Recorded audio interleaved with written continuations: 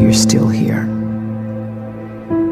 And you get another chance this day to do better and be better. Another chance to become more of who you were created and what you were created to fulfill.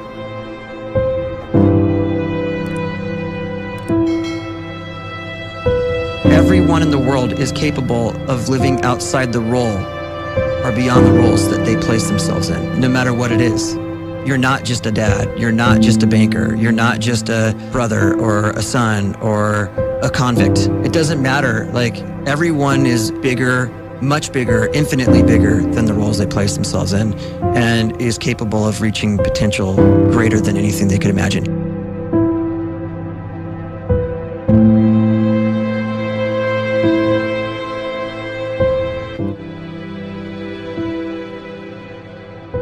So when you start to focus and you delete distraction from your life, and you start to get seriously invested in doing one thing staggeringly well, and you practice that one thing over and over, a term to think about is mundanity. You do one simple, seemingly insignificant thing every day around your main skill, and it's very mundane, but small daily improvements over time lead to world-class results. Well, here's what happens in your brain. You start to isolate a single neurocircuit around that skill, and that starts to trigger a certain type of brain cell called an oligodendrocyte, which then releases myelin. Myelin is a fatty tissue that starts to wrap around that single neurocircuit related to that main skill you've been practicing. And when myelin starts to wrap around the brain circuit, what happens is you have accelerated learning times, you can see more quickly, heightened perception, and you'll learn more quickly. And that is really the quote-unquote secret of the great producers. It's not a result of some natural gift, but their daily practice, their relentlessness and their grit, their work ethic, and their singular focus and sacrifice. A great life is built not by revolution. A great life is built by evolution. Small and steady wins the race. What you do every day is far more important than what you do once every decade. I want you to really think about that idea. What you do every day is simply your life in miniature. And as you live every single day, so you're crafting your life. What you do over the next hours is really building your future. And if you can just get every single pocket of 24 hours right as best as we humanly can, the rest of our life is going to take care of itself. So small wins matter. The scripture says we will eat the fruit of our words. You are planting seeds when you talk. At some point, you're going to eat that fruit. My challenge is make sure you're planting the right kind of seeds. If you want apples, you have to sow apple seeds. If you want oranges, you can't plant cactus seeds, poison ivy seeds, mushroom seeds. You're going to reap fruit from the exact seeds that you've been sowing.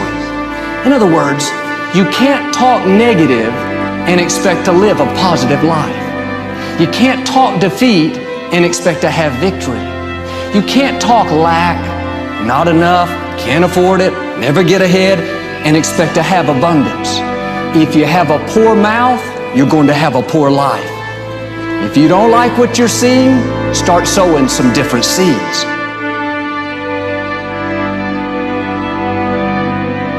We may not realize it, but we're always feeding ourselves.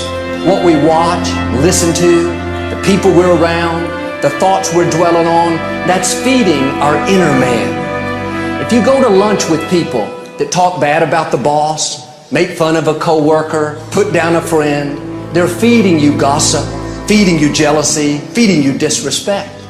Here's the key. Whatever you feed is going to grow. You may not like what they're feeding you. You're a nice person, but if you continue to hang around them, before long, you'll be gossiping, you'll be critical, you'll be disrespectful. Why? Because you kept feeding the wrong things. If you're always feeding negative thoughts, thinking, I'll never get well, I'll never meet the right person. You're feeding doubt, feeding mediocrity, feeding fear. If you know exactly what you want to be, you need to spend as much time with people that are actually that already.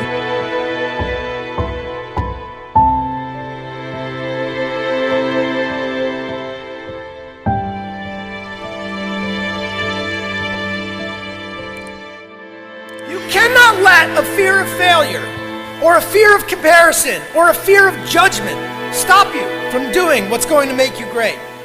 You cannot succeed without this risk of failure. You cannot have a voice without the risk of criticism. And you cannot love without the risk of loss. You must go out and you must take these risks.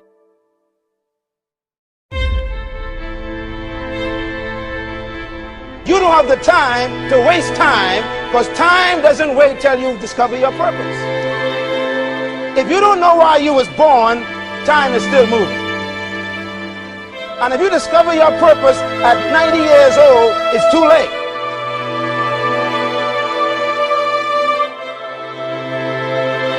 You don't know how young you are. What if you die in 2 years? You're pretty old right now. You got 2 years left. And if you're 50 years old and you're feeling discouraged, well, remember the advice about planting a tree. When's the best time to plant a tree? 20 years ago or today? So if you're 50 and you feel like life left you behind, well, get started right now. Better late than never. Better late than never. Don't think about time and age so much. It gets people distracted. When the whole world's distracted, you be focused.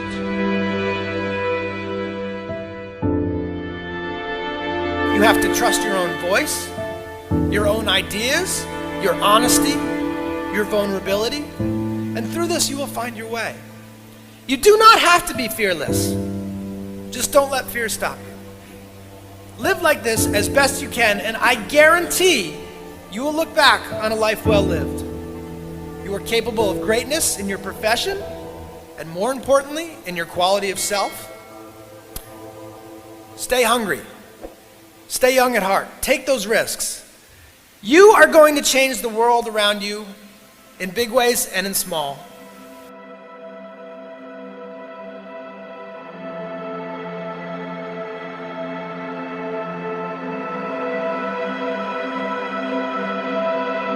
But see, anybody, if you want to, can go searching for a good plan, pick it, and start working it. And sure enough, as the time passes, as it surely will 5 years from now, 10 years from now, then you'll be winding up wearing what you want to wear, driving what you want to drive, living where you want to live, become what you want to become. But now's the time to fix the next 10 years. And who can? Anybody.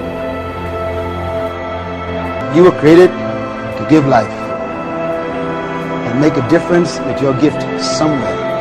That's why you came to this place.